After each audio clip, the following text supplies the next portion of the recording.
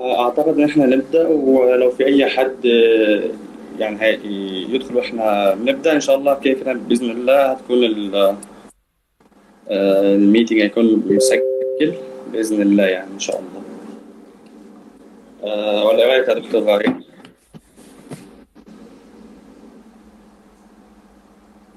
حضرتك سامعني يا دكتور يحيى؟ اه، سامعك. ايه؟ معلش قول لي تاني. كنت بقول لحضرتك إيه رأيك نبدأ، ولو في أي يلا حاجة. بينا. اه، يلا يا ريت. معلش مبدئيا على التأخير. لا لا لا لا، يلا. مبدئيا حابب أقول لكم إن شاء الله هيكون في لقاءات تانية مع دكاترة تانية هنستضيفهم. فلو انتم مش عندي على الاكونت على الانستجرام، ادخلوا على الاكونت اعملوا فولو، وان شاء الله هنزل لكم كل ميتينجز بنعمله باذن الله تعالى.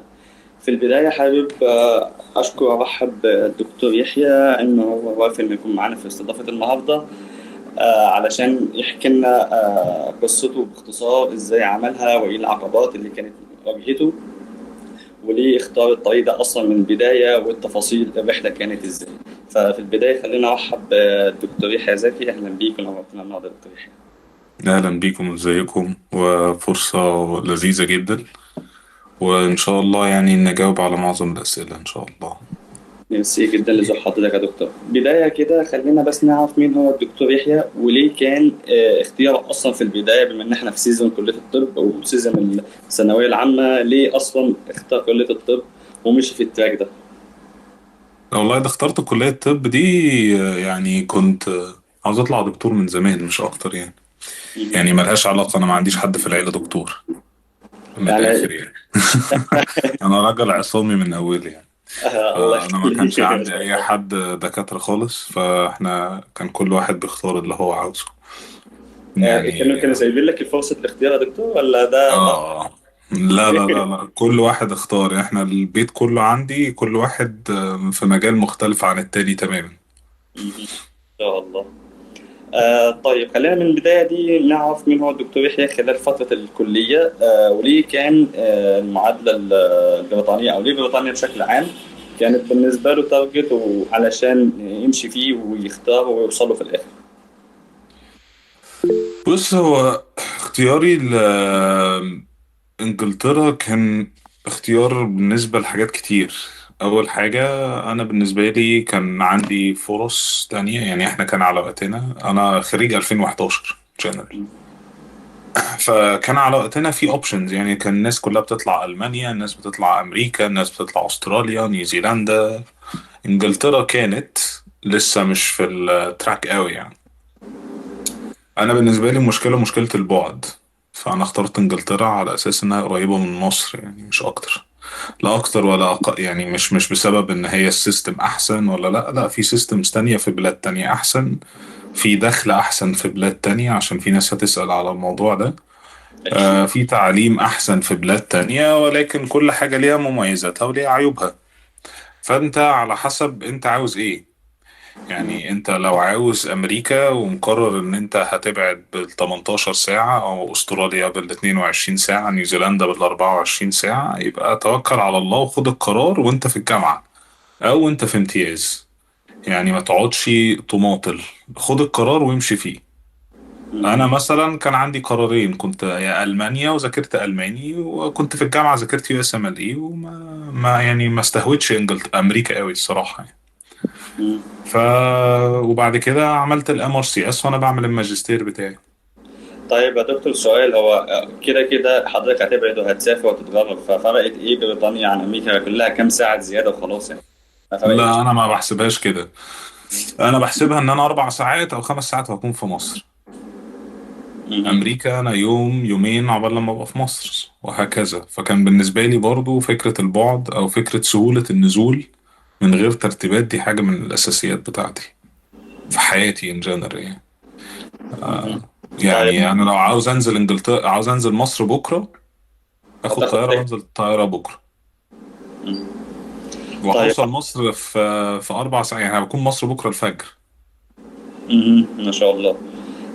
فكان بالنسبة لك إن أهم حاجة إن ما تبقاش بعيد قوي بالمسافة اللي هي تخليك تاخد ترتيبات معينة، تخليك تاخد إجراءات معينة، فاللي هو لا قدر الله أي ظرف، أي مناسبة، أي حاجة، على طول آخد التيكت وأنزل على مصر على طول. بالظبط. طيب. بالظبط.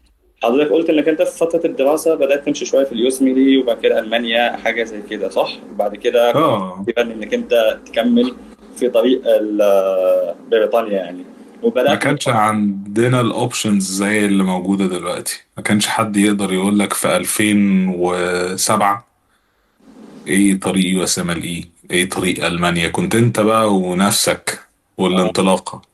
فما كانش فيه الويب نارز اللي موجودة دلوقتي، ما كانش فيه حد يدلك. يعني انا حتى لما طلعت انجلترا ما كانش حد دليلني، انا اللي مشيت في طريقي. فاهم مهم. قصدي؟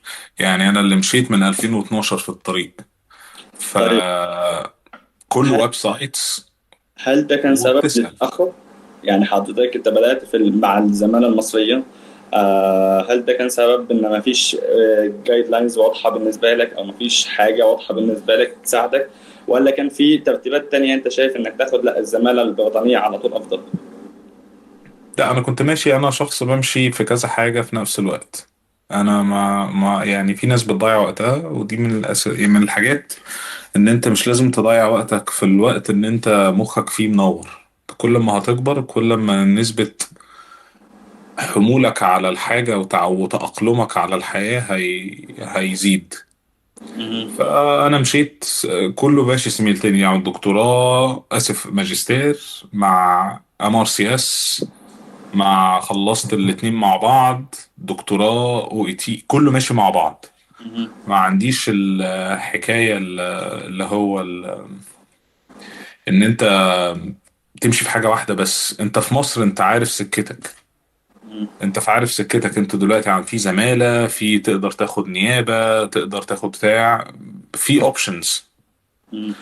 وانما وانت بتاخد الاوبشنز بتاعتك في مصر، لازم مخك يكون مفكر انت عاوز تسافر ولا لا. مهم. ده اختيار مهم جدا. انا عارف ان الناس فرستريتد، وان هو يقول لك لا مفيش تعليم وبتاع ما اعرفش ايه وكده. بس انت لازم تاخد القرار وتسعى، لان الناس متعودة برضو ان انت لما تسافر مفيش حد هيديك حاجة بسهولة. انت هتسعى قد اللي انت بتسعى فيه في مصر 10 مرات. مهم. فانت لازم تقرر. اول سؤال لازم تسأله لنفسك: انت عاوز تكمل في مصر ولا عاوز تهاجر؟ مش تهاجر، تسافر. مهم. ده السؤال الاولاني اللي انت تجاوبه. جاوبت قلت هسافر،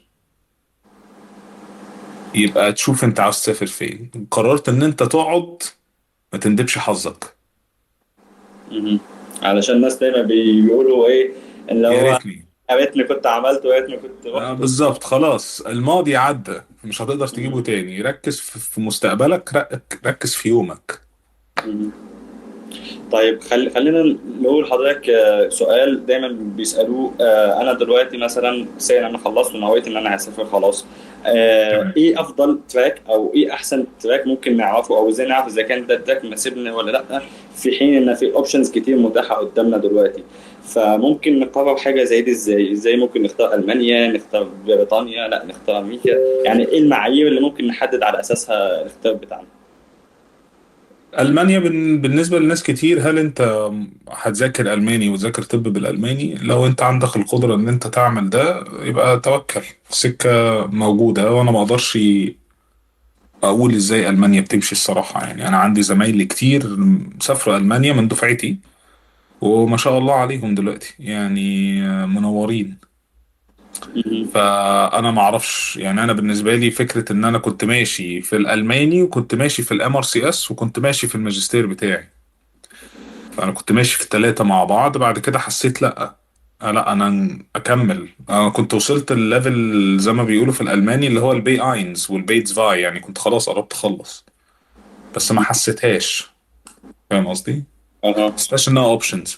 بالنسبه لامريكا ليها متطلبات كتير قوي. اعتقد حد في امريكا لازم يبقى اكتر كم خبره مني. كان معانا الدكتور نادر ساركس. اه، ده صديقي يعني. بالظبط، فهو اه، كان معانا في ميتنج سابق، والشباب برضه ممكن تتفرجوا على الحلقة كاملة على اليوتيوب، متسجلة كاملة مع الدكتور نادر ساركس، أخصائي جراحة القلب في أمريكا. طيب، خلينا يا دكتور دلوقتي نرجع بالزمن ورا شوية. إيه من وجهة نظرك دلوقتي بعد ما خدت التجربة، إيه أفضل وقت اللي إحنا ممكن نحدد فيه المناسب لينا إن إحنا نبدأ كدراسة، أو إن إحنا نبدأ إن إحنا نخطط ونسافر في بريطانيا؟ امبارح. امبارح، واو. يعني لو انت قررت ان انت هتسافر، يبقى انت قررت ان انت هتلتزم بحاجة عشان تسافر. بالظبط. فانت ما ابتديتش ليه لما انت قررت؟ ممكن نقول حيرة، او نقول ان لسه الفيجن مش لا، واضحة بالنسبة لنا، لا، او. لو انت حيرة يبقى انت ما قررتش. مهم. القرار هو نعم او لا. مم. بس قلت اه، تبتدي. تمام، حلو. طيب حضرتك دلوقتي في اوبشنين بالنسبه لطلبه الطب، ان نبدا ببلاب وبعد كده نمشي تراك، او ان احنا نبدا على طول كزماله.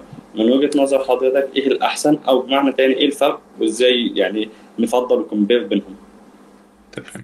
انا شخص كنت خلصت ماجستير وكنت بخلص رسالة الدكتوراه بتاعتي، فكان الاوبشن بتاعي ان انا جراحة مسالك، ما عنديش اوبشنز.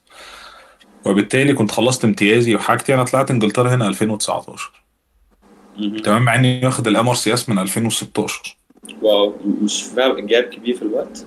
اه بالظبط، انا كنت مش واخدها عشان للسفر، انا كنت واخد الام ار سي اس بس عشان المسمى تايتل. واخدها. فانا طريقي كان ام ار سي اس، امتحان انجليزي سواء او اي تي او ايلتس، جي ام سي ريجستريشن، عاوز تسافر. مهم. تمام، انا كان هدفي جي ام سي ريجستريشن رقم واحد. طيب، انت دلوقتي في امتياز، يعني انت قررت دلوقتي ان انت لسه هتبتدي المشوار بتاعك بيبتدي حاجتين ملهمش تالت. انت عاوز سماعة، معلش معرفش البلالين دي طلعت ازاي، انت عاوز سماعة، تمام، ولا عاوز مشفى. مشرط بالظبط. وده اللي هيحدد طريقك. لسه مش عارف، خلاص يعني. خد البلاب لو انت هتسافر من الاول، مش ما عندكش نيابة، مقرر ما تعملش زمالة، مقرر هتسيب النيابة. في ناس بتبقى عندها قصص الجيش، مم. فلازم تدخل جيش وبعد كده تطلع. استغل كل فرصة. انت عاوز تسافر من الاول وتاخد الطريق من اوله لاخره، يبقى ابتدي بالبلاب. بلاب 1، بلاب 2، انجلش، جي ام سي ريجستريشن، وتبتدي تقدم على الامتياز من الاول اللي هو اف واي 1، اف 2. وبعد كده بتقدم على حاجة اسمها كور تريننج. الكور تريننج ده سواء في سواء جراحة عامة، او سواء جراحة، اسف، بطنة. مهم. ده اسمه كور تريننج. الكور تريننج ده بابليكيشنز، بس انت لو جيت من الاول خالص as foundation doctor، يعني ابتديت من اول سنة خالص امتياز، هتعرف البروسيس وهتبتدي تتعلم من السيستم من اوله، من التحت، من الصفر، وتبتدي تطلع سلمة سلمة. مهم. تمام، فده لو انت خلاص مقرر ان انت مش هترجع مصر تاني، او مقرر ان انت هتطلع وبعد كده بفترض هترجع الخليج، الخليج. هتعمل اي حاجة، بس انت كده مالكش مكان ترجع ليه في مصر، لان انت هتكون استقلت من كل حاجة. حضرتك مش ممكن نعادل الشهادات تقريبا بعد ما اخلص؟ تقدر تعادل كل حاجة. مهم. تقدر تعادلها في وزارة الصحة باستشاري، بالحاجات كلها يعني.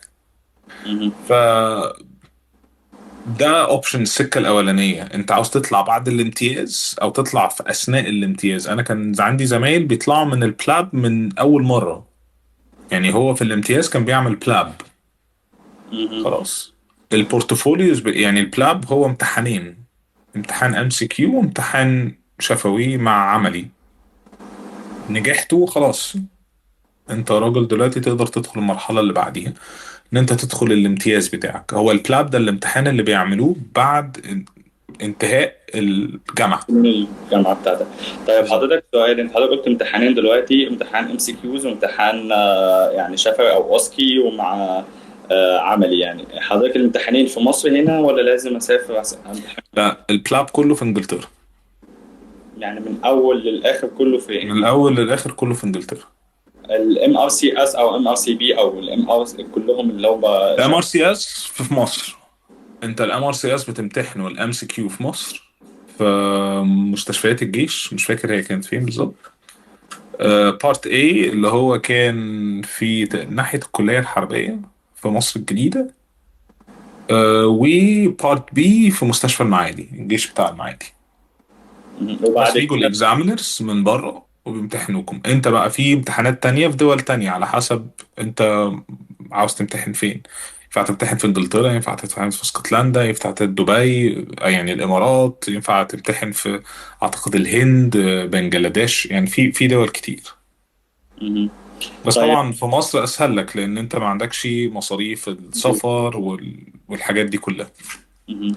طيب خلينا نبدأ بمشكلة يعني معظمنا بيواجه منها فكرة الاعتماد والاكريديتيشن، وفكرة الجامعة دي معتمدة، لا الجامعة مش معتمدة، أهلية مش أهلية. كل التفاصيل دي بتفرق وأنا بقدم أو إن أنا بمشي فيها، ولا هو بالنسبة لهم أحمد زي حاج أحمد وخلاص كله واحد؟ لا، انت عندك الكلية بتاعتك بتكات اكريديتد من حاجة اسمها ايبك، مهم. والجامعة بتاعتنا اكريديتد. يعني انت بتدخل على الجي ام سي، يعني اي حد يدخل على الجي ام سي يكتب جامعة مصر. معرفش دلوقتي النهاردة ايه، بس انا على وقتي وعلى اخر زمايلي لسه جايين من سنة كانت اكريديتد عادي جدا، جامعة معترف بيها في النظام هنا، مهم. وموجودة متسجلة على الجي ام سي، ومتسجلة وبتعمل اكريديتيشن للشهادات بتاعتك كلها ان جنرال عن طريق حاجة اسمها ايبك مهم. بس. فهي اكريديتد. طيب لو قلنا ان في ناس من معانا هنا مثلا في جامعات اهليه اللي لسه فاتحه بقالها يومين دول الجامعات دي، اعتقدش ان لسه دخلت السيستم، فهل؟ ممكن تبعت ايميل للجي ام سي وتسأل. مهم. ادخلوا يعني اللي عاوز يسافر انجلترا يحط على الجي ام سي، هيلاقي الايميل بتاعهم دايما بيبقى محطوط تحت في اخر الصفحة خالص، بيبقى موجود how to contact us. دوس عليها، ابعت اي اسئلة هيردوا عليك في خلال ايام معينة من العمل. هيرجع يرد عليك بالاجابات اللي انت سائلها. لو هو ما فهمش منك هيرجع يسألك تاني انت عاوز ايه بالظبط، او هيقول لك على اللينكس اللي تقدر توجهك للمكان. للجواب بتاعك او بالظبط. طيب حضرتك دلوقتي خلينا نتكلم شويه في تفاصيل ازاي الدكتور يحيى بدأ الام ار سي اس، يعني ابتداء كده كدراسه كمذاكره كانت منين، ايه السورسات بتاعت حضرتك بدأتها ازاي، وهل انت بس من اول مره ولا حصل لك طرف في النص كده ولا ايه؟ دخلت القمر سياسة أعتقد أول بارت إيه دخلت 2014 أو 2013 والله ما فاكر. أنا هقول لك أنا دخلت إزاي. أنا جبت الكتب. كان زمان أنا كنت بروح عين شمس دايما، فكان في كتاب، تمام، كتب بتلاقيها في المكتبة، قمر سياسة بانك كويشنز. وكان في تو ويب سايتس، ويب سايت اسمه اي ام ار سي اس، ويب سايت اسمه باس ذا تيست. فضلت احلهم واقرا الكتب بتاعه الام ار سي اس، مش كلها بس يعني. كان افتح السؤال بفترض يقول لك مثلا ايه anatomy of the neck. انا راجل ما اعرفش الاناتومي اوف ذا neck. افتح الكتاب بتاع الاناتومي، اقرا الاناتومي اوف ذا neck، تمام، ايه هي الاسئله اللي بيتسالوها، شوف الاجابه بتاعتها، انا تكتبها عندك تعلم عليها، شوف طريقه مذاكرتك ايه، وخلاص يبقى انت خلصت الاناتومي اوف ذا neck. يبقى اي سؤال مفروض بعديها بتيجي بتجاوب عليه. ده بدايه الام ار سي اس بارت ايه. دي طريقة مذاكرتي. أنا كنت النايب وقتها، كنت نايب جونيور في الجامعة، كنت مسالك، مهم. كنت بايت في المستشفى ما عملش أي حاجة في حياتي يعني. فكان ورايا إيه؟ غير انك انت مذاكرة. تفتح الام سي كيوز. تقرا وتذاكر وتعمل اللي عليك وتجتهد. يعني دلوقتي مفيش حد هيديك حاجة بالمعلقة، وحتى لو جيت هنا انت هتجتهد أكتر 10 مرات من اللي انت لازم تجتهده في مصر، لأن انت بتثبت نفسك لناس معرفكش. فدي لازم حاجة بس الناس تبقى معتمدة عليها، ان انت هنا حتى لما تيجي ان شاء الله ربنا كرمك هتتعب في الاول عشان تبني لقدام. انما انت لو جاي عامل حسابك ان انا فاهم وفهلاوي هتفضل طول عمرك في الكاتيجوري اللي تحت خالص. فهي دي بدايتي في الام اس سي اس بارت ايه. هل أنا نجحت من اول مرة؟ لا، انا اول مرة سقطت على 0.25%. اوف، للدرجه فعادي، دي؟ سقطت دخلت تاني والحمد لله نجحت. ام ار سي اس بارت بي سقطت على درجة، نجحت في الكلينيكال وسقطت في الاورال على درجة. كان النجاح من 109، انا جبت 108. ودخلت تاني ونجحت. فهي على حسب انت اصرارك ايه، وانت عارف انت الديفكتس بتاعتك ايه. انا عندي ناس زمايلي جدا قلت لهم وقتها ايه الامتحانات بتيجي ازاي وعامله، بس انا كنت وقتها انا الوحيد اللي داخل. انا ما كنتش عارف حد داخل غيري. يعني كان موضوع ان انت تدخل امتحان ام ار فكان سي شان اس ده كان الموضوع فيك جدا. يعني انت كنت بتلاقي السلوتس في الامتحانات بس بسهولة جدا. مم. مش زي دلوقتي. فدخلت وقلت للناس، وكان معايا ناس أصل زمايلي، لقيت ناس ابتدت تتشجع معايا من الجامعة، مش من جامعة عين شمس، ودخلنا والحمد لله دخلنا مع بعض. دخلت أنا واحد صديقي هنا مسالك، رشدي، والحمد لله يعني هو دلوقتي خلص الاف ار سي اس سيرولوجي دلوقتي وخلاص، خلص التريننج بتاعه. فدخلنا مع بعض ونجحنا احنا الاثنين، انا نجحت وهو ما عداش، وهو نجح بعدين. ما شاء الله. طيب خليني اسال حضرتك سؤال شخصي شويه. حضرتك رغم انك انت في اللي انت يعني كنت واخد بوزيشن كويس في الجامعه عندنا، وانت مثلا تقدر تقول الطريق اللي كنت ماشي من اول مره ما نجحتش فيه، فايه اللي خلاك تكمل رغم كده؟ ان انت لا عاوز تكمل وانت عندك اوريدي بوزيشن كويس، الله نائب جامعه وبتاع والهيلمان بتاع نيابات الجامعه والقصص دي. ايه اللي خلاني اكمل في الام ار سي اس؟ ما يس. كنتش، لان دايما انا بحب بلان بي. انا شخص ما عنديش بلان ايه وبعد كده لما تحصل مصيبة يبقى في بلان بي. انا اوكي. شخص يبقى عندي بلان اي بلان بي. حتى في شغلي لما بشتغل هنا اقول لهم عندنا العيان الفلاني ده البلان اي بتاعنا، مشينا خلاص تمام، ما مشيناش يبقى هنعمل الفولوينج اكشنز، هتبقى لو العيان ده ما تحسنش. لازم دايما يكون عندك بلان اي وبلان بي، مش عاوز اقول لك بلان سي في بعض الاحيان. يعني انت لو لا قدر الله، في ناس بتدخل الامتحان الام ار سي اس ما تنجحش بالاربع خمس مرات. مهم. طب ايه المشكلة؟ انت في ديفكت انت مش عارف تحله، اذا انت ما عرفتش الديفكت ايه البلان سي بتاعتك؟ مهم. فاهم طيب قصدي؟ احنا ليه نلجأ لبلان بي اصلا طالما اوبشن بلان ايه موجوده قدامنا ومتاح ما فيهوش مشكله؟ يعني نيابه جامعه حضرتك خدتها وحققت نقدر نقول ايه امنيه معظم هل انت في الجامعة متأكد من النيابة بتاعتك في الجامعات الخاصة؟ يعني ايه بمعنى ايه متاكد؟ يعني هل انت متأكد ان انت لو اخدت نيابة هتتعين مدرس مساعد؟ ما اعرفش بس المفروض صح ولا لا. ايه؟ مم. هل انت متأكد ان انت كنايب هتقدر ما يمشكش تاني يوم؟ هو انت مش بتبقى رسمي يعني اللي هو ايه خلاص؟ رسمي. ما اقصدش ان انا اقصد ان انت المفروض انت ناوي يبقى تكمل طول حياتك في السلم انا الاكاديمي. عندي ناس زمايلي ما ياخدوش مدرس مساعد، ملهاش علاقة. مش زي الحكومه. الناس مش زي الحكومة، اديك قلتها مش زي الحكومة. الجامعات الخاصة غير الجامعات الحكومية. خلاص. عندك تخوف ان هو ممكن ما لا ما كانش عندي تخوف قوي، بس كان عندي اوبشن اللي هو ليه. انت لا. برضه انا ما كنتش استقلت من وزارة الصحة، مم. بس ليه؟ فهمت. طيب خلينا نقول خلاص الدكتور نادر خلص بارت 1 ام ار سي اس او ام ار سي اس 1 وام ار سي اس 2 وسافر على بريطانيا. بنسمع كتير ان ناس كتير بتخلص بس ما تلاقيش شغل، يعني إيه؟ اعتماد الشغل من وجوده وعدمه اعتماد على ايه؟ بص انا كنت محظوظ في الشغل، مهم. فدي فرصة. وانا وقتينا كان في شغل كتير. يعني انا كان الناس من 2016 انا خلصت وعملت جي ام سيريز، كان الناس يقولوا ما تطلعش ليه، ما تطلعش ليه، ما تطلعش ليه، ما تطلعش. بالصدفة طلعت، يعني من غير دخول في تفاصيل ازاي طلعت، بس طلعت بكامل الصدفة. مهم. تمام.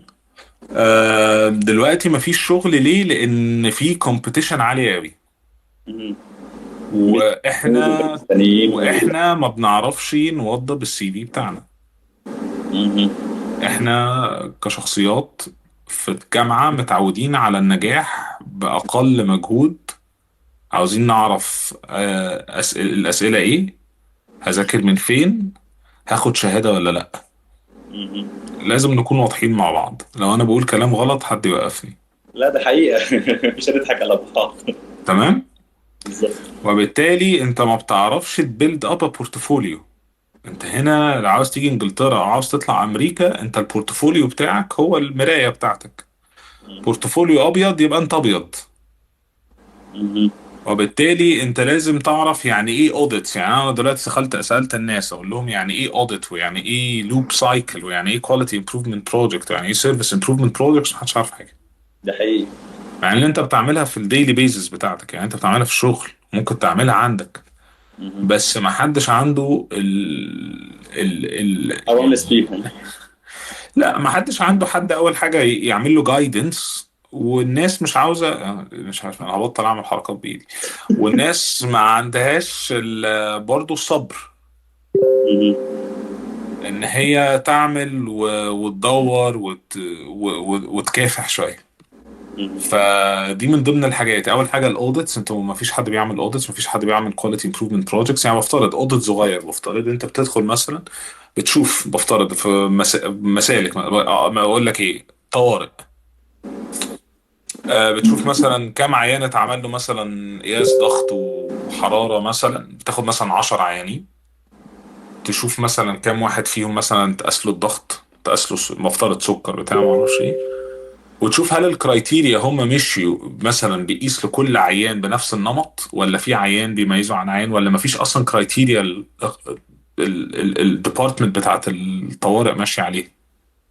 مهم. طيب انا اكتشفت ان هي ماشيه رز بلبن. طب لا، يبقى نحط لهم كرايتيريا ونعمل حاجه اسمها ري اوديت. ده اوديت سايكل. ده انت لو سجلته عندك، او جبت حد معترف مضالك عليه، يعني دكتور عندك واخد ام ار سي اس او جي ام سي ريجسترد ومضى عليه، وسجلته وعملت له ريجستريشن، ده اوديت، ده بيزود لك من البورتفوليو البوينت بتاعك، بتاعتك. من البوينتس. مم. عملت publications. الناس ما بتعملش publications، الناس اصلا ما تعرفش يعني ايه publication. بالظبط، دي حقيقة للأسف. الناس لان انت ما بتحضرش الاستاتستكس بتاعتك. انت الاستاتستكس بتاعتك ما هي الا ملزمه بتجيبها من المكتبه وتقراها وتحفظها وتدخل تكتب الكلمتين بتوعك عشان عاوز تجيب المية في المية بتوعك وخلاص. ولا فما الدكاترة فيش بتشرحها الصراحة، يعني الدكاترة نفسهم، ايه.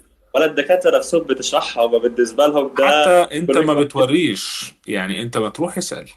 ما احنا بص، يعني انت بتقول ايه الدكاتره ما بتشرحش؟ طب ما انت عندك دلوقتي فاسيلتي، عندك يوتيوب، عندك ناس بره، ما عندك اوبشنز. هل انت سعيد؟ لا. بس خلاص، بالظبط. يعني ما تلومش نفس حد غير نفسك. بالظبط. وبالتالي اللي انا بقوله اند ريزلت من الكلام اللي انا بقوله، عشان نقول انت لازم تبيلد البورتفوليو بتاعك، لازم تشوف الناس دي احسن منك في ايه. مهم. طيب خلينا يا دكتور نتكلم في موضوع البيلد بورتفوليو طالما احنا فتحناه. من وجهة نظر حضرتك ازاي، يعني انا دلوقتي لسه اندر جراد او لسه فريش جراد، لسه بقول بسم الله الرحمن الرحيم يا دنيا، ابيلد ازاي بحيث ان انا اقدر ادخل الكومبيتيشن، ومش بس ادخل واخد البوزيشن اللي انا عاوزه او التخصص اللي انا عاوزه في حاجه زي دي. بص، البورتفوليو موجود على الانترنت. شوف انت عاوز ايه. يعني انت بفترض عاوزين نقدم على شغل في انجلترا، بتدخل على حاجه اسمها NHS جوب تراكس او تراك جوبز. انا اخر مره دخلت عليها 2018.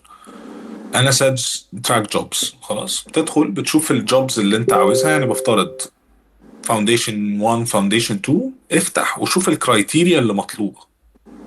مهم. والكرايتيريا دي هي اللي انت لازم تبلد عليها. مم. يعني هنا ولا حد هيسألك انت عملت ماجستير، ولا حد هيسألك انت عملت دكتوراه، ولا حد هيسألك الكلام ده. معلش يعني تروح حطه على جنب. مم.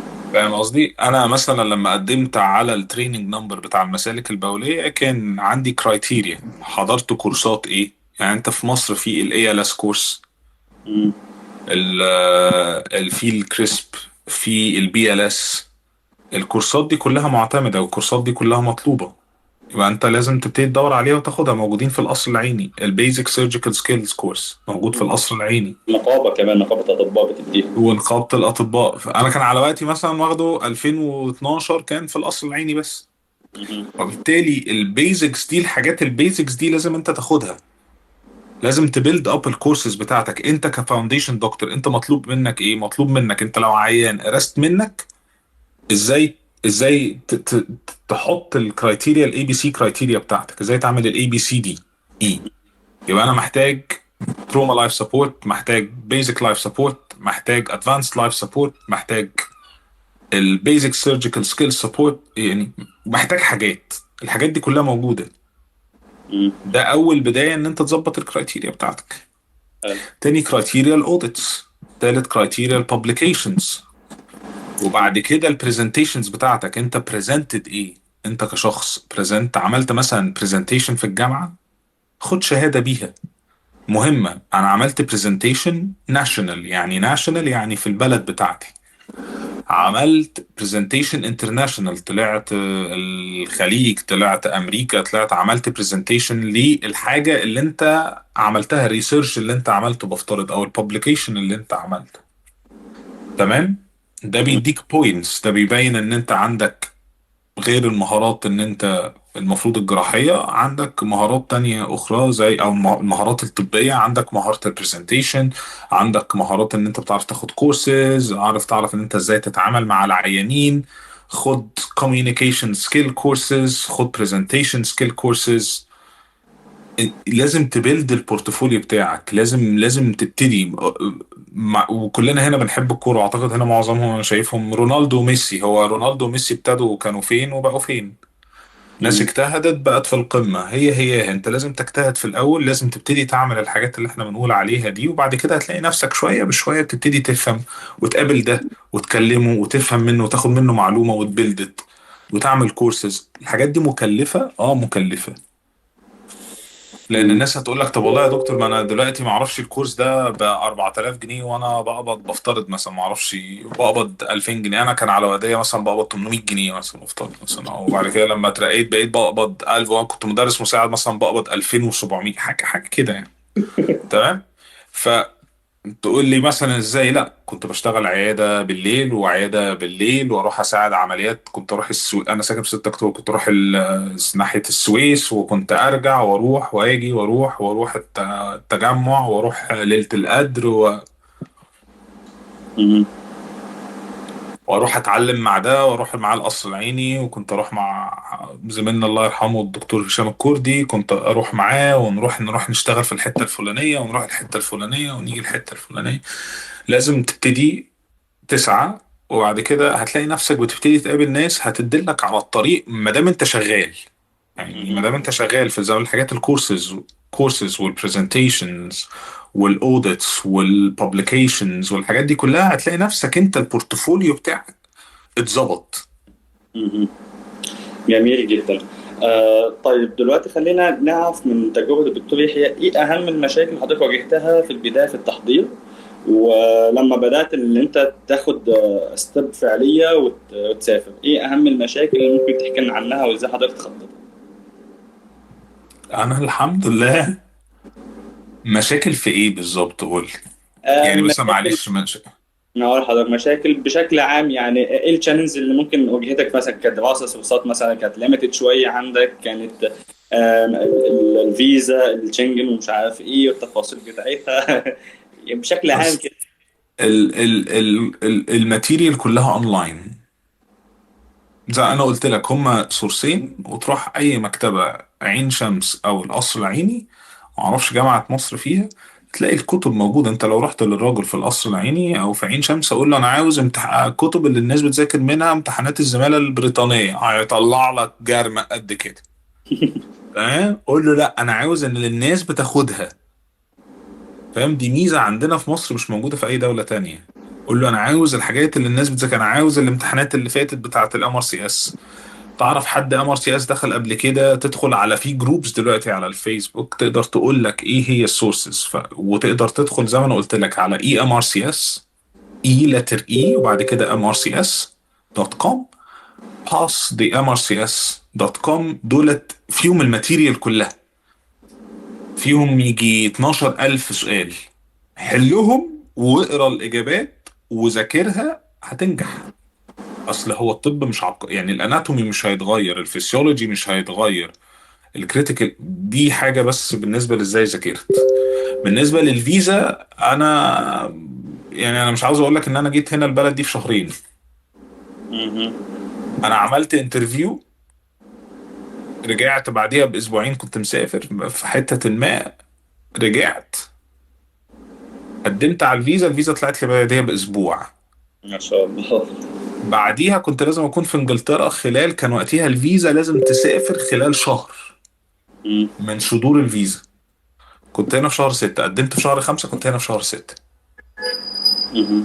يعني نقدر نقول مثلا ما فيش تشالنجز واضحة أو عقبات واضحة كانت موجودة فعليا زي اللي احنا بنسمعها دلوقتي، من مشاكل في فاينانشلي مثلا شوية، من من مشاكل في فاينانشال الفيزا انا والتفتيش؟ الحمد لله كنت من يعني الناس الموفقه، كان لسه الاستليني ب9 جنيه. دلوقتي داخل في ال50، مش عارف داخل في كام دلوقتي، ما شاء الله ده. ف وكان الدولار وقتها ب5 جنيه 40. فانا بالنسبه لي برضو كان مبلغ، يعني كنت زمان انت لما تقول مثلا انا هدفع 9000 جنيه، كانت 9000 جنيه تساوي دلوقتي رقم اعتقد ممكن تكون مثلا ب90000 جنيه، معرفش انا. فكان وقتها مبلغ، فكان واحد بيحوش. انت كنت تشتغل تقبض شويه، تحط شويه على جنب، تحوش وتذاكر. كنت هتحس مع انا ما اقدرش اقول لك دلوقتي، انا بقالي هنا داخل على 6 سنين. انا ما اقدرش اقول لك العقبات قوي اللي الواحد قابلها ممكن تكون بسبب الفاينانسز اتغيرت قوي في مصر دلوقتي. مهم. يعني انا ما حضرتك شايف ان اقدرش. ممكن اهم عقبه تبقى دلوقتي فاينانشلي بس، هي اهم حاجه ممكن طبعا، نواجهها؟ لان انت دلوقتي لو الامتحان ب1000 جنيه يعني هتدفع حاجه و60000 جنيه. مم. انا ما اعرفش القبض دلوقتي كام والنسبه يعني، وهل في فاميلي سبورت، في عيلتك بتسبورت ولا لا، والدنيا ماشيه مع. انا ما اعرفش، انا ما اقدرش اجاوب على هذه الاسئله. كل واحد حياته الماليه مختلفه عن الاخر، فدي كل واحد بيقدر يجاوب نفسه عليها. انا ما اعرفش اجاوب. بالنسبه للفيزا، انت لو ورقك مظبوط والناس بعتوا لك السيرتيفيكت اوف سبونسرشيب، مفيش مجال ان الفيزا تترفض الا لو انت عليك احكام يعني. مم. هي فيزا، هي فيزا عمل. الفيزا بيسألك أسئلة محددة: شاركت في أعمال إرهابية؟ لا. شاركت في اتسجنت؟ عليك أحكام؟ دخلت حرب مع؟ لا لا لا لا، الفيزا بتاعتك هتمشي. في حاجة مم. الأسئلة هتبتدي تتفتح، بس الموضوع سهل يعني. أنا أعرف ناس لغاية السنة اللي فاتت. أعرف حد هنا هوت، أنا الحمد لله قدم وساعدته في الانترفيو بتاعه، والحمد لله جاله جوب، وهو بقالوش سنة سنتين متخرج. بس هو سعى وسأل وعرف يعمل ايه وظبط البورتفوليو بتاعه زي ما انا بقول لك بالظبط، وهو هنا موجود. فهي الجوبز موجودة، انما الكومبيتيشن هي اللي عالية مهم. بس. طيب خلينا ننتقل لمرحلة تانية، مرحلة إن خلاص الدكتور يحيى سافر هناك وحاليا موجود في بريطانيا. طبعا بلد مختلفة نسبيا، عن كالتشر مختلف، مايندسيت مختلفة. يعني هل ممكن نسأل سؤال اللي هو إيه أهم التحديات أو أهم الحاجات اللي أنت شفتها مختلفة خلتك اللي هو إيه، لا الدنيا فعلا مختلفة عن مصر يعني مثلا؟ وهل لقيت تفرقة عنصرية في الموضوع، أو لقيت فيه مثلا بساطات نظرات كلمات؟ لازم. لا لا لا لا لا، بص اقول لك على حاجة. اللي بيحصل دلوقتي ده حاجة انا ما شفتهاش بقالي 6 سنين. فاللي بيحصل ده شيء محزن يعني، بس لازم هتتأقلم بيه، واحنا حاسين كلنا ان احنا مش آمنين يعني قوي يعني. ولكن خليني نرجع ل 2000 ولما انا جيت. اول حاجة العقبة طبعا ان انت اول حاجة راجل لوحدك، فما تعرفش حد. انت جاي هنا ولا اهلك معاك ولا بتاع. وساعات انا اول لما جيت ما جبتش مراتي معايا مثلا، عشان عبال لما اظبط السكن واظبط. فكانت انا شخص لوحدي كده. فمره صحيت يوم الاثنين وقررت انزل الساعه 4، لقيت المحلات قفلت. يوم الاحد اسف، المحلات هنا بتقفل الساعه 4، تفتح الساعه 11 وتقفل الساعه 4، بس خلاص اليوم خلص. ما فيش اي حاجه، ما فيش حاجه بتعملها خلاص، حتى الجيم اي حاجه كله بيقفل. فكان بالنسبه لي دي صدمه. بالظبط، انت ده في حقيقي. مصر الساعه 3 الفجر لو عاوز تاكل هتبعت تكلم حد يجي، ما فيش هنا محلات بتبعت اكل حتى. مم. فاهم قصدي؟ يعني كانت بالنسبه لي صدمات، غير صدمات ان مفيش حد معاك، غير صدمات ان انت بتدور وبتبتدي تفتح حاجات كتير انت عمرك ما كنت بتتخيل ان انت تقدر تعملها. في مصر انت ممكن تكلم فلان: يا عم انا ما تعرفش حد هنا ممكن اروح له، طب يخلص لي. انت هنا انت اللي بتخلص، انت اللي بتكلم نفسك وتخلص كل حاجه لنفسك. مم. وبالتالي دي برضه عقبات كان الواحد بيقابلها. وطبعا بتوصل في بوينتس انت لازم انت وانت جاي مسافر لازم تقتنع بحاجه: مم. انت راجل، دي مش بلدك، وانت اللي بتتأقلم مش هم اللي هيتأقلموا عليك. جميل. فانت مش هتعرف تتأقلم، ما تجيش. هتتعب. مم. هتتعب والناس مش هت أحسن معاك. هتساعدك.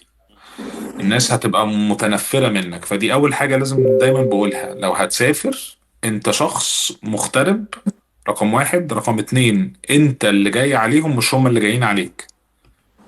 مهم. مش لازم تمشي على كل حاجة بيعملوها، بس لازم هتصحى من الساعة 6 الصبح، لازم هتروح في ميعادك، ميعادك الساعة 7 ونص، 7 ونص، مش عاوز اقول لك يعني 7 25 تكون على المكتب.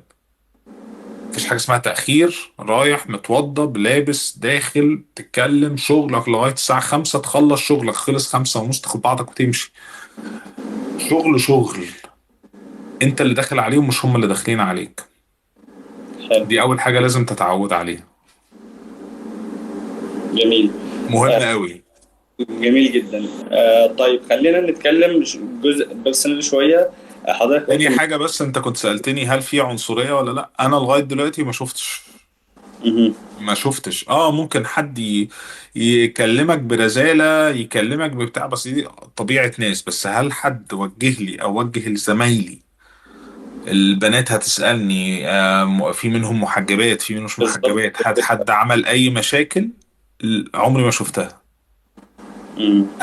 في قدام عيني انا كشخص لا، ما دام انت راجل ماشي صح، ماشي على شغلك، بتعمل شغلك، ما بتتأخرش، ما بتتمرقعش، معلش في الكلام يعني، ما بتعملش، ما حدش هيقول لك تلت التلاتة كام والناس هتشيلك فوق راسها. مهم. انا اول لما جيت هنا عشان افهم السيستم كنت بنزل 6 الصبح من البيت، اروح قبل الناس بساعة ونص، واخلص شغلي بيخلص 5، كنت برجع بيتنا الساعة 10 بالليل. افهم الدنيا ماشية ازاي. زي ما انا قلت، انت اللي داخل عليهم مش هم اللي داخلين عليك، وانت لازم تكافح. مش هتكافح اقعد على جنب وريح، وهتبقى مستقبلك زي مستقبل مصر، هيستخدمك هنا كسيرفيس جوب. ديرتي جوب بقى وحياته بس وإنجلش. خلاص، فول ستوب. شوف انت عاوز ايه، وانت اللي بتقرر لنفسك، وانت اللي بتبني لنفسك. مهم.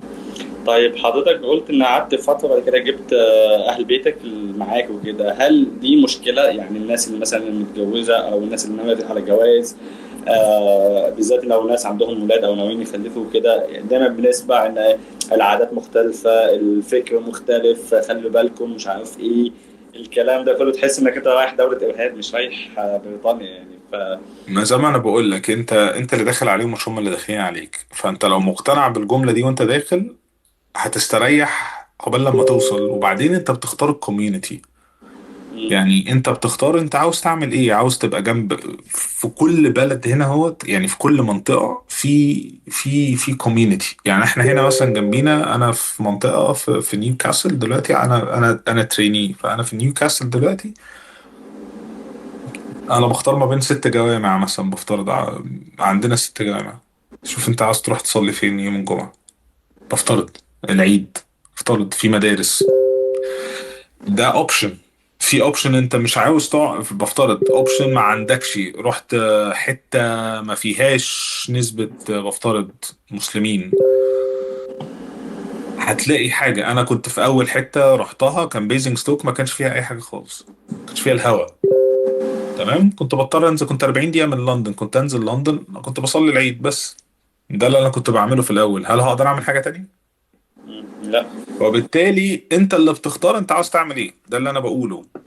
ازاي جبت العيلة بتاعتي انا في الاول، قلت اجي اظبط الدنيا ونجيب، وبعد كده نبتدي نجيب العيلة. دلوقتي التكاليف عالية، لان انت بتضرب في 4، او بتضرب يعني بفترض الناس اللي مخلفة عندها عيل، عندها عيلين، بتضطر تعمل لهم فيز، تعمل لمراتك فيز. فعشان كده بعض الناس بتتأخر سنة بسبب الفاينانشالز، مش بسبب تأخير في الفيزا، لأن هم بيجوا عليك. يعني الناس لما بتيجي تسافر، لو أنا راجل دلوقتي أنا الشغل عليا، فهم بيجوا dependent عليا، بيجوا معتمدين عليا أنا شخصيا، فالفيز بتاعتهم بتمشي بسهولة جدا. فدي حاجة بس الناس لازم تبقى عارفاها. وبعدين الناس لازم تبقى عارفة إن إنجلترا ما في يعني مش هتقبض بالألوفات. يعني في أنت ناس. هتقبض، هي دولة نسبة الضرائب بتاعتها بتوصل ل50% من قيمة مرتبك. فانت اللي هتاخد مثلا ايه ده، هتشوف المبلغ ايه ده انا هقبض 5000 جنيه، لا انت هتقبض 2500.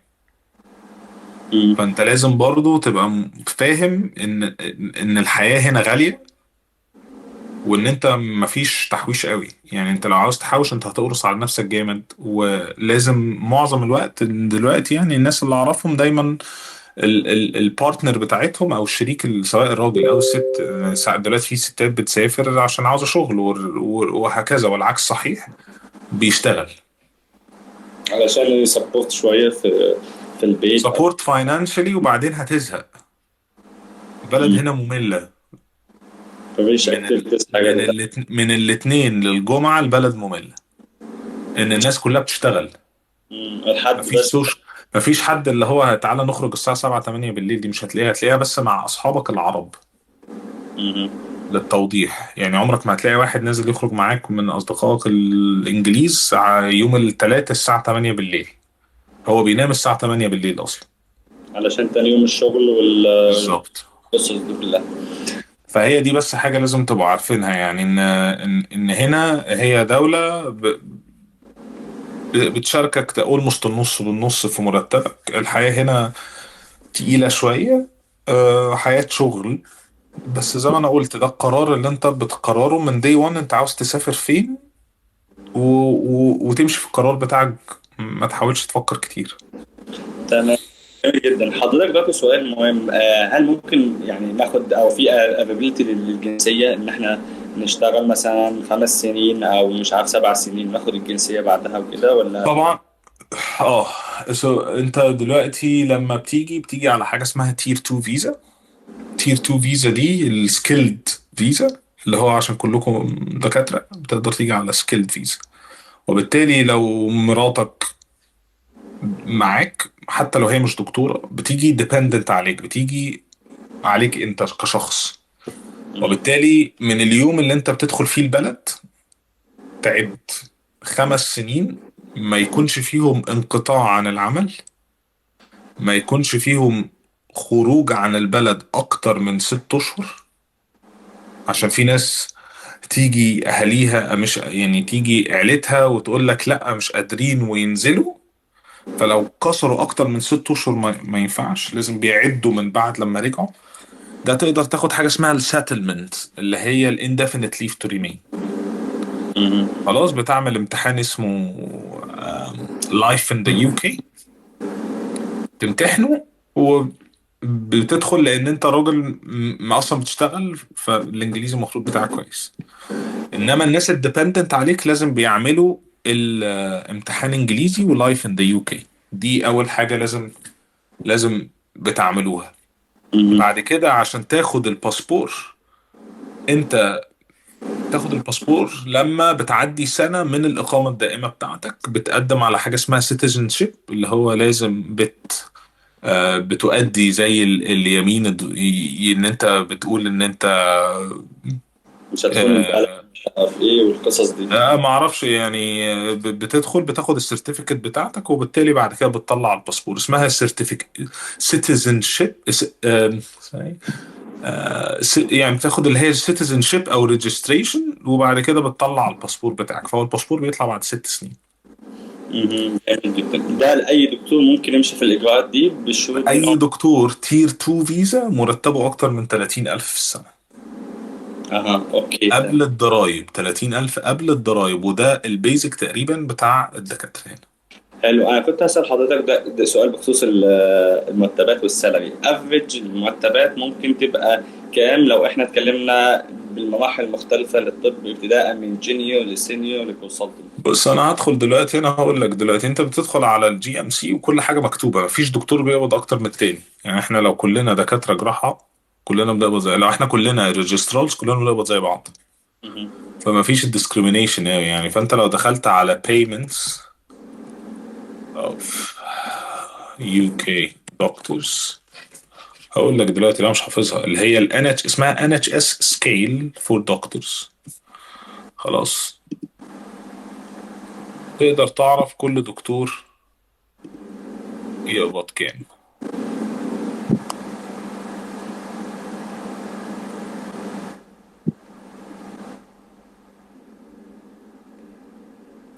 انا الصراحه مش حافظها. يعني اف واي 1 بيقبض 32,000. هبعت لكم اللينك دلوقتي وانتوا تقدروا تبصوا عليه. اوكي، جميل جدا.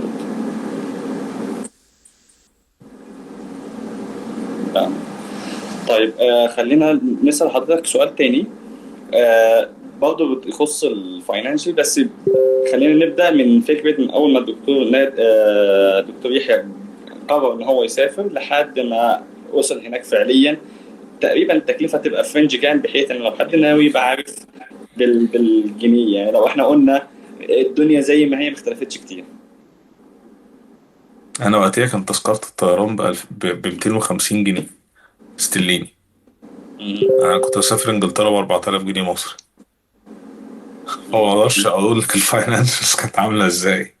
صعب قوي السؤال ده. النهارده الكاوتش العربيه مش عارف الناس بتقول لي ما اعرفش بكام. فانا ما اقدرش اقول لك هي التكلفه كام. انت لازم بتكالكليت، هتشوف الامتحانات هتكلفك كام. ده رقم واحد. امتحانات الام ار سي اس بالكتب بكده هتكلفك لو هتنجح كله من اول مره انا تقريبا 2000 جنيه استرليني. جميل. يعني احنا بنتكلم في 120 الف جنيه صح تقريبا. انا كانت على وقتي 20,000 جنيه. مم.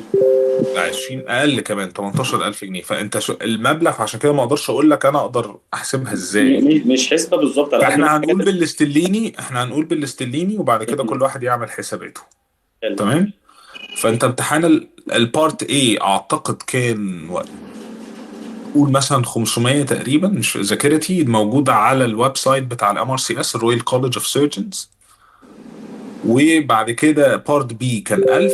وبعد كده عندك الامتحانات التانية آسف الكتب بقى والاو اي تي، وقول تقريبا من 2000 ل 2200 جنيه استرليني عشان تخلص وتعادل شهاداتك.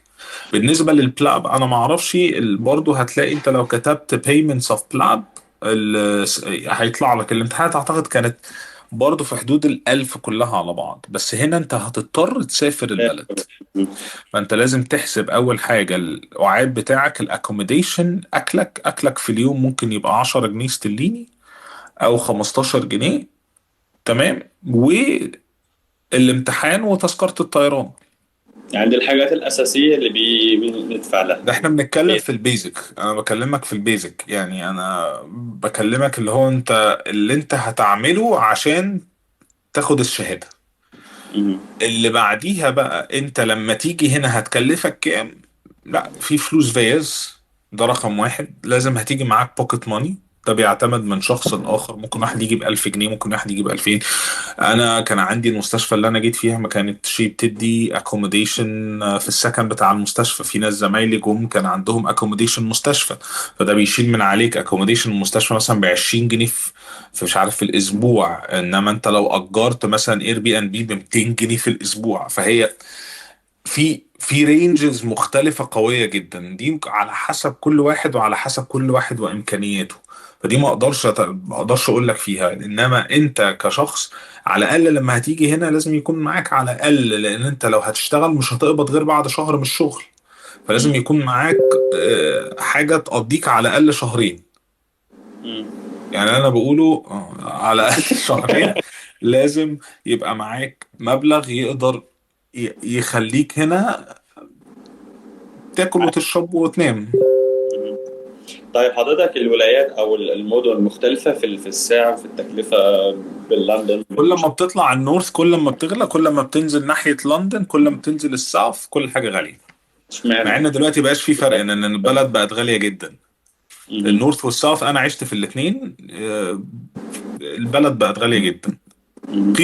قيمة الفلوس بقت ضعيفة قوي حتى هنا عندنا. حلو يعني جدا. انا كنت دلوقتي اللي بشتريه بجنيه بشتريه ب 3 جنيه و4 جنيه. عندكم تضخم كمان. يعني عندنا تضخم رهيب. يعني انا كنت بفترض بنزين في الاول ب 90 قرش، النهارده بفول بنزين بجنيه و50 قرش. مم. فاولموست كل حاجة حصل لها دبل دبلنج السعر. وتريبلينج. مم. فاهم قصدي؟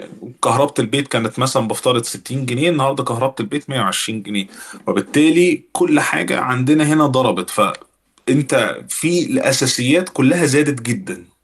مم. انما الايجار هو اللي بيختلف. يعني الايجار في النورث اهدى شويه مع على حسب برضه فين. ان في مناطق السكن فيها غالي قوي لان هي مناطق قويه قوي في النورث. مم. فاهم قصدي؟ وفي مناطق ضعيفة قوي او فقيرة قوي. فانت دايما بتختار وبتتوازن وبتسأل هل المنطقة دي سيف ولا لا. في اي حتة هنا في ناس سو كتير مم. وفي سكاكين وفي كل يعني. فانت لازم برضو بتختار المنطقة الآمنة ليك. فاهم قصدي؟ مم.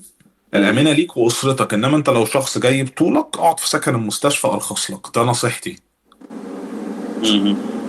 إنما أنت لو شخص جاي معاك عائلة، ساعات المستشفى بتوفر لك سكن كعائلة وبتدفع لها فلوس دايركتلي بتتخصم من مرتبك. وساعات في مستشفيات ما بتوفرلكش الكلام ده، وبالتالي لازم تأجر سكن. مم. طيب خلينا نسأل حضرتك عن حاجة. والابلكيشنز بس اللي انت بتأجره منها او بتشوف الاسعار، حاجة اسمها رايت موف وحاجة اسمها زوبلا. ابعتها لكم، ابعت لكم اللينكس. اسمها رايت موف وزوبلا. دولت اللي بتدخل تقدر تعرف اسعار المناطق فين؟ عندك ايه.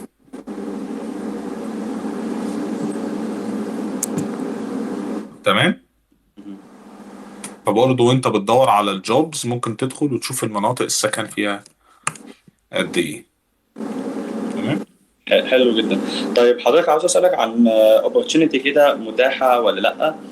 في امريكا في opportunity للريسيرش بوزيشن، ان هو بيسافر على ريسيرش بحيث ان هو يخفف شويه عن مصاريف، في نفس التوقيت ممكن يحضر وقتها بلاب او حاجه زي كده. فهل اوبشن زي ده بيكون متاح؟ لو متاح ممكن ندور عليه فين او ممكن نلاقيه فين كريسيرش؟ كله على ال NHS تراك جوبز، هو ده. ال NHS تراك جوبز ده هو اللي عليه كل حاجة. وبالتالي إلا لو حد كلمك وقال لك أهو أنا بعته لكم التراك جوبز. التراك جوبز ده أو عن طريق برايفت ايجنتس. برايفت ايجنتس ده بتلاقيهم على لينكد إن. مم. انت بتقدم تمام. لك لينكد ان ده بتلاقي حد تقول له والله دي مواصفاتي، انا عاوز اسافر انجلترا، هتقدر تجيب لي شغل فين، والكوميشن بتاعتك كام. هو غالبا ما بياخدش منك كوميشن، بياخد كوميشن من المستشفى. في ناس بتيجي هنا على اس اتش او، يعني في دكاتره زمايلي جم هنا على اس اتش او، في ناس دكاتره جم على اف 2 فاونديشن يير 2 بس عشان يدخلوا في السيستم، وبالتالي يقدروا يكملوا وبس ياخدوا اليو كي اكسبيرينس ويكملوا. في حاجات تانية اسمها teaching fellows، في حاجات اسمها MTI، في مليون ألف حاجة. بس بالتالي النظام المعترف بيه جدا هو البلاب والكور تريننج والام ار سي اس او الام ار سي بي او وات ايفر ام ار سي اللي انت هتاخده. وبتيجي بقى على الليفلز بتاعتك: ريسيرش كلينيكال فالو، سينيور كلينيكال فالو، جونيور كلينيكال فالو، تيتشنج فالو، سينيور هاوس اوفيسر. وتيجي وبعد كده ممكن بعد 6 اشهر مم. تنطلق. حلو.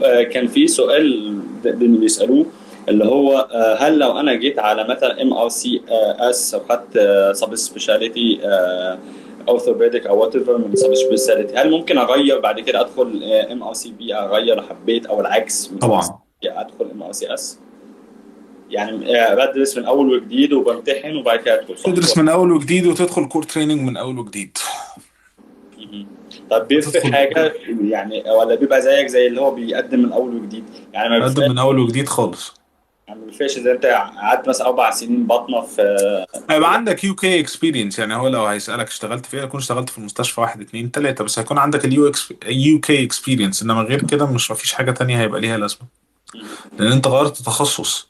انا اعرف ناس كتير هنا بتيجي جي بيز، بتيجي اللي هو الجنرال براكتيشنر، وبعد كده بتتخصص داخل الجنرال براكتيشنر، سبيشالي زمايلي دكاترة البطنة او دكاترة الاطفال باطني او دكاترة الاي تي يو والاي سي يو. بيجوا على جي بي براكتس، وبعد كده ممكن بعد لما يخلص الجي بي بيبتدي يدور على حاجة تانية بس ياخد اليو كي اكسبيرينس. هي بتعتمد انت عاوز ايه. يعني انا ما اقدرش اقول لك ان انت تقدر تيجي. في ناس تقول لك لا انا مش هاجي على ما اعرفش بوزيشن ايه، خلاص ما مش هتيجي، يعني يبقى انت عمرك ما هتيجي. مهم. اول اوبورتيونيتي عندك خدها وبعد كده بدور هناك. بالظبط. الناس هنا دلوقتي بتاخد opportunities، تيجي البلد ترمي رجل وتاخد فيز، وبعد كده تبتدي حبة بحبة securing a job، يبتدي يدور على جوبز تانية، يفهم السيستم ماشي ازاي، ويلاقي جوب تانية يقدم عادي خالص، اتقبل فيها، بيقدم ان هو ماشي وسايب الجوب دي ويروح للجوب اللي بعديه. عادي. ما فيش اي مشكله. طيب سؤال مفيش تاني اي مشاكل حضرتك، خالص. هل في امكانيه ان حد ياخد جزء من الامتياز مثلا من مصر ياخده في بريطانيا؟ هو آه، كده كده الامتياز هيسألك عليه هنا وانت بتسجل في الجي ام سي. مهم. انت لازم تاخد امتيازك في مصر. لازم اخلصه الاول بعد كده بقى امشي. طيب حضرتك، هل في opportunities observership elective والحاجات دي موجوده كمستشفيات ببلاش. ببلاش؟ مش بعيد خالص، وبالتالي يعني هيبقى تكلفة إضافية. وبالتالي بتكلفة لو انت معاك التكلفة وتقدر تيجي تعالى، انما لو غير كده زي ما انا بقول لك تعالى على ليفل اللي انت تقدر تدخل فيه وتبتدي تتعلم فيه. تعالى اي حاجة وبعد كده ربنا هيكرمك اذا سعيت يعني هتلاقي اللي يساعدك. بس ده اللي انا دايما اقوله. وهتلاقي ناس بتساعدك كتير مش لازم يكونوا مصريين. يعني انا اللي ساعدني الناس انجليز ما لهمش علاقة بمصريين.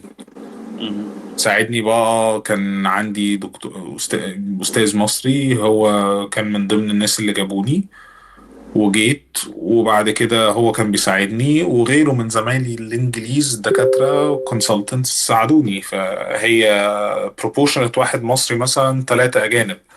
فزي ما أنا قلت تاني وهعيدها تاني هتسعى وهتثبت نفسك وهتشتغل وتشتغل 10 أضعاف اللي أنت بتشتغله في مصر. هتفلح. هتلاقي ناس تساعدك. هتبقى زي وتصحى متأخر وتروح متأخر ومش عاوز تشتغل وعاوز تمشي وعاوز تاخد فلوس. اقعد في بلدك أحسن لك. مهم. طيب خلينا نسأل حضرتك من ضمن الأسئلة اللي جات لنا. حضرتك شايف هل بريطانيا تنفع كفاينل ستيب، ولا نقدر نقول تمبري ستيب وبعد كده ترجع تاني سواء كخليج أو كمصر؟ it depends على حاجات كتير. يعني أنا عندي ناس هنا مكملة بقالها بال20 سنة وال15 سنة. في ناس ما بتفكرش تمشي وفي ناس بتفكر ترجع الخليج. في ناس بتفكر ترجع مصر. في ناس بتفكر ترجع ما بين مصر وانجلترا. في ناس بتفكر ترجع ما بين كدكتور الخليج يحيى، وانجلترا. كدكتور. كدكتور يحيى آه، صعب اقدر اجاوب على السؤال ده. تمام يا دكتور. طيب خلينا نسأل سؤال مهم. recommendation of letter ممكن نجيبها ازاي، او ممكن يعني نسعى لها ازاي سواء في مصر او بره مصر من خلال خبرتك؟ recommendation letter بتكتب كلام ولازم حد يكون جي ام سي ريجسترد او حد عنده اي ريجستريشن بره يمضي عليه مع ريفرنس نمبر. او حتى مثلا مش لازم يكون حد. يعني انت لو كتبت recommendation. انا اخر مره عملت recommendation letter. هل مهم اصلا بيبصوا عليها، ولا اه يعني طبعا عملت ورق؟ هيسألك عليها. يعني هل بيعتبرها كريفرنس، ولا لازم يكون ورقه اللي هو الثانيه اللي لا هو هيسأل عشان لازم يسأل عليك. مهم. استنى فور نيشن letter sample فور. تبقى recommendation letter اللي هو بتقول البوزيشن بتقول الاورجنايزيشن وان هو عمل لك سوبرفيجن. وبيقول انهي روتيشن انت كنت فيها الديبارتمنت من التاريخ الفلاني للتاريخ الفلاني. وبعد كده بيحط ان in this time الدكتور الفلاني اشتغل معايا مثلا I was impressed I was devastated whatever it is. وبعد كده بيمضي بيكتب الكلام اللي هو شايفه فيك. او انت في دكاترة بتقول لك لا اكتب لي انت الكلام اللي فيه. معظمهم. وبعد كده هو بيمضي وبتحط الايميل نمبر بتاعي وبتأسف الايميل نمبر ولو هو جي ام سي ريجستر بتحط الجي ام سي نمبر وخلاص. مهم. بس ورقم تليفونه it is يعني it is quite simple. يعني ما فيهاش حاجة تقدر تاخدها من اي دكتور من اي حتة. بس هي ليها كرايتيريا. يعني انتوا شوف اهو انت ازاي تقدر تاخدها. يعني ممكن احاول ابعت لكم حاجة دلوقتي دخلت لقيت عليها في جوجل مثلا. آه وبعدين تبتدوا انتوا يعني الناس تكتب. انا اللي كتبت الريكومنديشنز لاتر بتاعتي. مهم. الموضوع على دكاتره مصريين؟ اه لما سافرت هنا مضيت من اتنين. بعد كده كل الدكاترة بتاعتي هنا اللي عاملة لي ريكومنديشنز. بس انا يعني ما عوزتش ريكومنديشنز غير من 3 دكاترة هنا. وبعد كده دكتورين في مصر فقط. مهم. في سؤال جالي دلوقتي بالنسبه للانجليش. في واحد بيقول لي ان انا يعني الانجليش بتاعي متوسط او يكون سيء. هل بيفرق في التقديم واه او لا، ولو بيفرق في التقديم احسنه ازاي؟ آم، تحسنه ازاي دي ان انت تتكلم كل يوم انجليزي، تسمع انجليزي، تبراكتس مع حد شاطر في الانجليزي.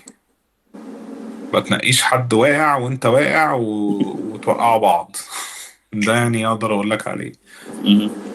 لازم تنقي وبرضو هتتعب، يعني ان هنا اللغة مش اللغة اللي انت بتتكلم بيها. برضو هنا الكلام بياخد وقت، وازاي تعمل لاترز وكده. بس انا شفت ناس الانجليزي بتاعها ضعيف وجت وربنا كرمها واشتغلت على الانجليزي كويس قوي قوي، مهم. ودلوقتي منطلقين.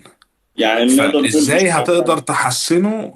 لازم تبتدي تسمع وشوف الناس هنا بتتكلم ازاي. في بودكاست كتير قوي تقدر تدخل عليها، في يوتيوب شانلز How to speak British English، في تبتدي تاخد الكورسز، تبتدي تشوف زمايل تتدرب معاهم. انا عارف ان دي فلوس زيادة، بس اللي انا بقوله لك ان هو مش مستحيل. انا بشوف ناس مش من مصر بس، بشوف ناس من مناطق في اسيا الانجليزي بتاعها صعب جدا. بشوف ناس من افريقيا الانجليزي بتاعها صعب جدا ولكن بيشتغلوا عليه. مهم. ما بيبقاش احسن حاجة، بس مش ده مانع ان بيمنعك من الدخول البلد تماما تماما. مهم. لان في الاو اي تي ناس كتير بتنجح والانجليزي بتاعها مش احسن حاجة يعني. سمعت ان اللوتي ده يعني زي منهج الانجليزي بتاع مصر كده، بتتذاكروا شويه ومش عارف ايه وتدخل تمتحن وشكرا على كده، صح؟ مم، يعني ممكن يكون، والله ما اعرفش. حضرتك المفروض امتحنت ده؟ انا امتحنت او اي تي وامتحنت ايلتس. اها. ما يعني الايلتس اصعب صح من اي تي؟ الايلتس اصعب بكتير. اها. ديفينتلي الايلتس في الرايتنج صعب جدا. بس انت لازم تمارس الرايتنج برضو. يعني هي الفكره كلها ان انت ازاي بتتكلم وازاي بتكتب. ممكن تبتدي تكتب مثلا على الوورد. مثلا بفترض قرر ان انت تعمل سيناريو في مخك. بفترض انت النهارده نزلت الجامعه وقابلت ناس وكرهت حياتك وشفت عيان وبتاع. خلاص، ارجع اكتب الكلام ده في انجليزي على وورد وشوف الفوكابولري بتاعك مظبوط ولا لا، وخلص الفوكاب بتاعك ممكن تحطه على شات جي بي تي. قول له انت ازاي. في اوبشنز دلوقتي موجوده يا جماعه. انتوا ما كان يعني بالنسبه لي انا ما كانتش موجوده على وقتي. فانت ممكن تعمل الكلام ده واكتبه مثلا النهارده I went to the university بلا بلا بلا بلا بلا بلا بلا. قابلت الدكتور الفلاني وشه كان منايل على عينه، ما ضحكش. كان حاول تفورميليت اللي انت شفته النهارده، اكتبه على الوورد هتحسن الرايتنج بتاعك. اسأل شات جي بي تي، خد اللي انت كتبته وحطه على شات جي بي تي وقول له correct and rephrase واعمل punctuation. شوف انت غلطت في ايه، حسن من نفسك، اشتغل على نفسك. ربنا هيكرمك. حلو جدا.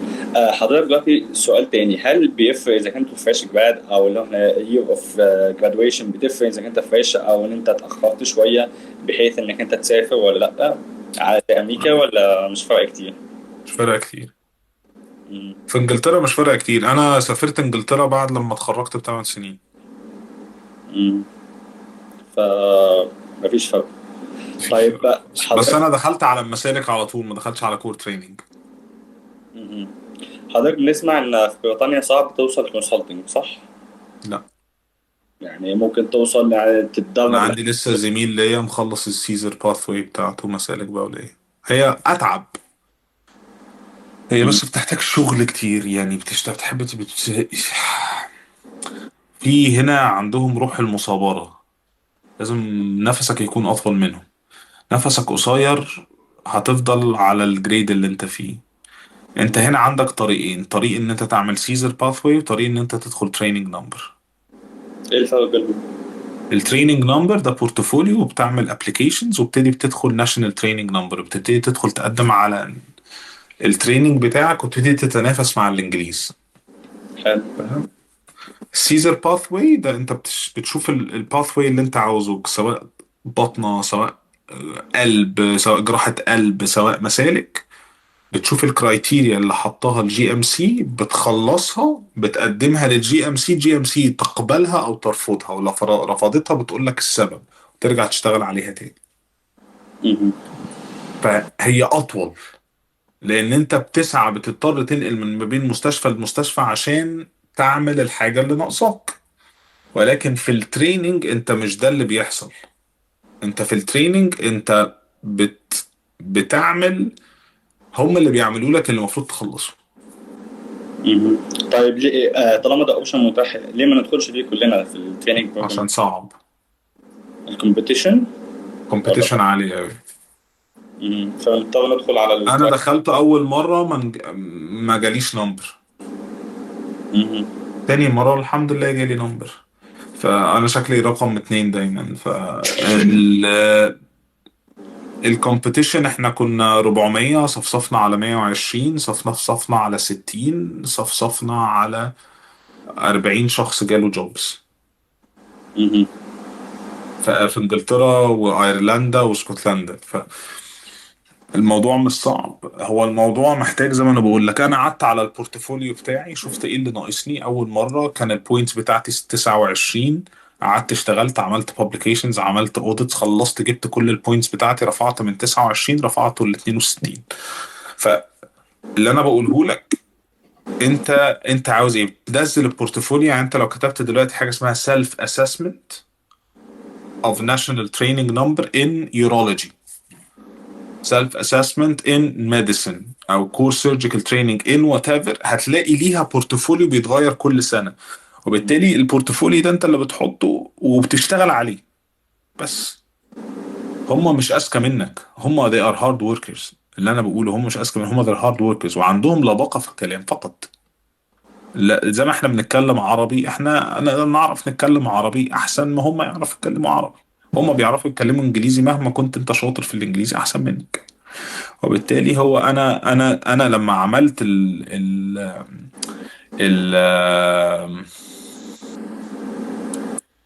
لما عملت الانترفيو بتاعي كنت بذاكر مع انجليز، مع ان كان عندي مثلا صحاب مصريين. لا، كنت بذاكر مع انجليز لان انا عارف ان انا هعرف اجيب منه المعلومة وهو اللي هيحسنني.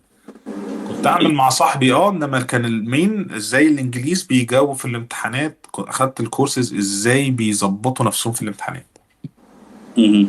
في حد بيسأل هنا بيقول can you share with us how to get an observership in the UK? Do you email the hospitals to get an observership or email doctors؟ ممكن تيميل دايركت للسوبرفايزرز بتوع المستشفى. في دايما عندك حاجتين في المستشفى، عندك الليد اللي هو البوس بتاع زي رئيس القسم كده في البتاع اسمه الليد. وفي عندك educational supervisor وclinical supervisor، في ثلاث اشخاص مهمين. فانت بتختار انهي واحد فيهم. ممكن تيميل ده دايركتلي وتسالهم، لان في حاجات كتير ما بتبقاش على الويب سايت نفسه، فانت ممكن تسال دايركتلي الشخص. انا عندي ناس بتدخل على لينكد ان وتختار الدكاتره بشخصهم وتبعت لهم دايركتلي وتاخد منهم الايميل وتسالهم. مهم. لانما مش هتلاقي حاجه سبيسيفيك على الويب سايت بتاع المستشفى. جميل جدا. قبل ما نسيب مجال للناس تسأل، آخر سؤال وبعد كده نفتح المجال للأسئلة. حضرتك ساعات العمل واللايف ستايل بتاع بريطانيا شكله ازاي؟ شغلك من 8 ل 5. تمام. كل الوظائف، كل السبيشالات، كل حاجة، ولا ممكن ده كطب ان جنرال شغلك من 8 ل 5. بعد كده عندك اون كولز، او عندك حاجه اسمها لونج دايز وشورت دايز. عندك الاون كولز معروفه، انت الجدول بتاعك بتاخده الست اشهر قدام. مفيش حاجه اسمها ان الجدول بيتغير بمزاجي بكره. الكلام ده مش موجود. فدي حاجه مريحه جدا. فانت مثلا لو انا مثلا بفترض بشتغل، انا مثلا انا عشان بلف ما بين مستشفيات دلوقتي، فانا مثلا عندي مستشفى بشتغل فيها 48 ساعه، ببات 48 ساعه في المستشفى، بس بروح يوم السبت بخلص يوم الاثنين، اروح باخد اجازتي يوم الاثنين وباخد اجازه يوم الجمعه، يوم قبل ويوم بعد. تمام. في مستشفى بتشتغل من 8 ل 8، ده الاون كول. في حاجتين، في حاجه اسمها انت هنا بتبقى مسؤول اون كول، وتاني حاجه بتبقى مسؤول عن الالكتيفز. دولت شقين. الالكتيفز ده اللي شغلك من 8 ل 5. الاون كول بيعتمد من مستشفى لاخرى، في اون كولات 24 ساعه، في اون كولات من 8 ل 8 الصبح، من 8 بالليل ل 8 الصبح. في مستشفيات بتبقى 48 ساعه في الويك اندز، في مستشفيات بتقول لك لا انت هتبقى اون كول من البيت. كل ده بيعتمد على انت ليفل ايه، بس انت لو هتروح از ليفل از ان اس اتش او او فاونديشن يير انت بايت. مهم.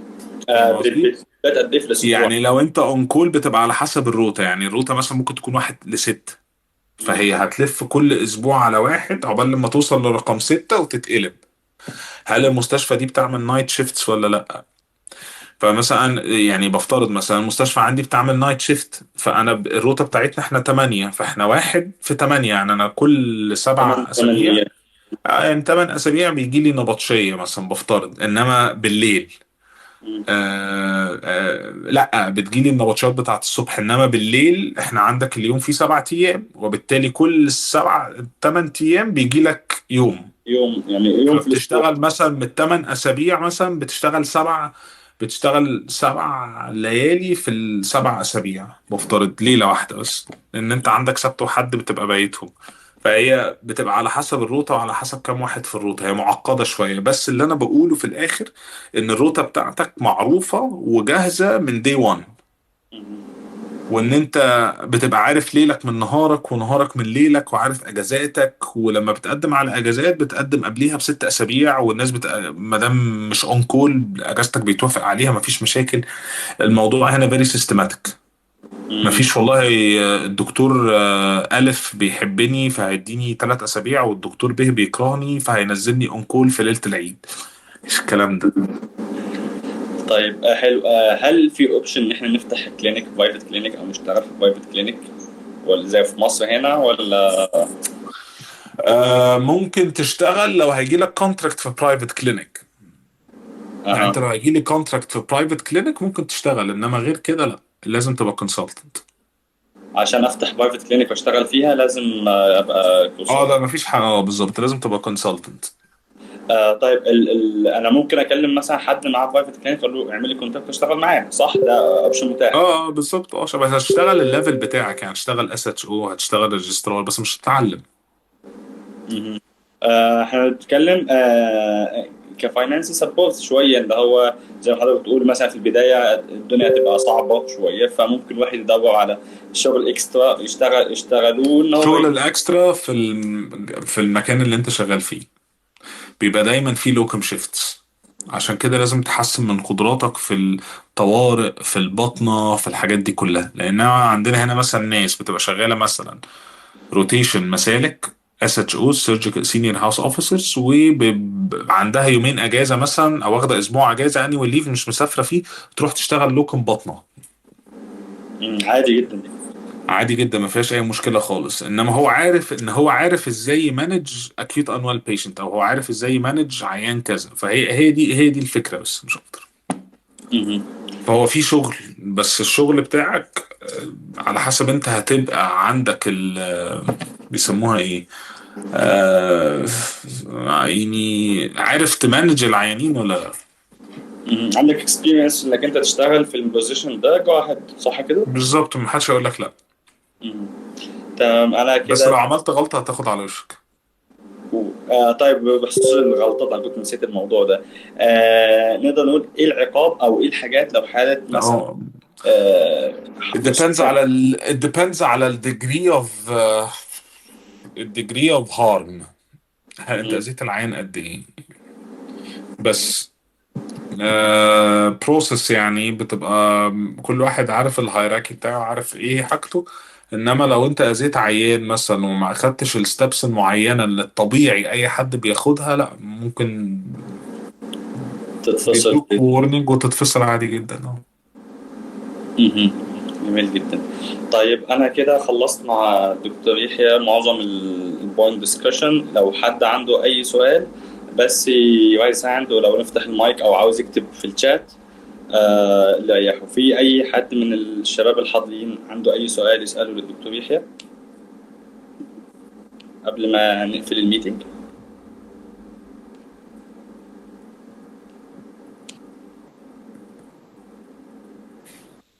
لو حد مش حابب يفتح المايك ممكن يكتب في الشات يعني. اعتقد دكتور يحيى حضرتك جاوبت على احمد صح؟ اللي هو هاي دكتور اه، جاوبت على احمد، اه. طيب اتفضلي يا مالك؟ ملك. مالك؟ مالك؟ اتفضلي يا ملك. دكتور، أنا كنت سمعت إن هو بعد 24 السيستم أو السيلبس بتاع البلاب هيتغير وممكن إن هو يكون أصعب. هل الكلام ده صح ولا غلط؟ وهل ينفع إن أنا أسجل في البلاب وبعد كده أبقى أمتحن بعدين، ولا وانس إن أنا ريجسترد لازم إن أنا أمتحن على طول؟ ده سؤال very advanced عليا، بس اللي انا اعرفه ان البلاب هيتغير definitely، وابتداء من السنة الجاية او ابتداء